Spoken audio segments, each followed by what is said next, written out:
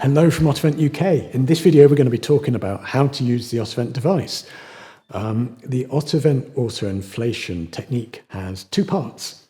The first part is inflating this balloon with your nose.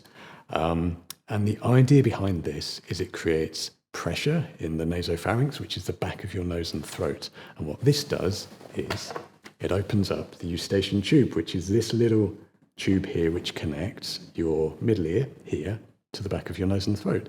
And when this tube becomes sort of blocked or inflamed, it causes negative air pressure here in the middle ear, and that can lead to conditions like glue ear or Eustachian Tube Dysfunction, or if you're flying, barotitis.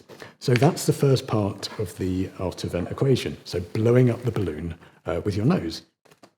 There is a second part which I think is optional, really. If you've inflated the balloon with your nose and you feel a popping and a crackling in your ear, brilliant. That means the treatment's working. So if you want to call it a day there, you can. That's absolutely fine. Some people find it helpful, though, to let the air go back up their nose whilst they're swallowing. And sometimes if the pressure you've created with the first bit of the manoeuvre hasn't done the trick, that second part can help. One thing I would caution, though, is that a lot of children in particular find letting the air go back up the nose quite uncomfortable.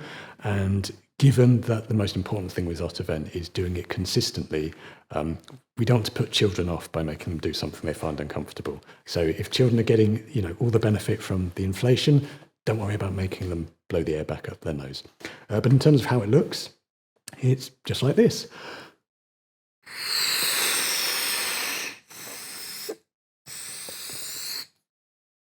As easy as that. I hope this video has helped. If it has, please give it a like and feel free to subscribe to our YouTube channel here for more help and advice on all things Otovent. Appreciate your time. Thanks for watching.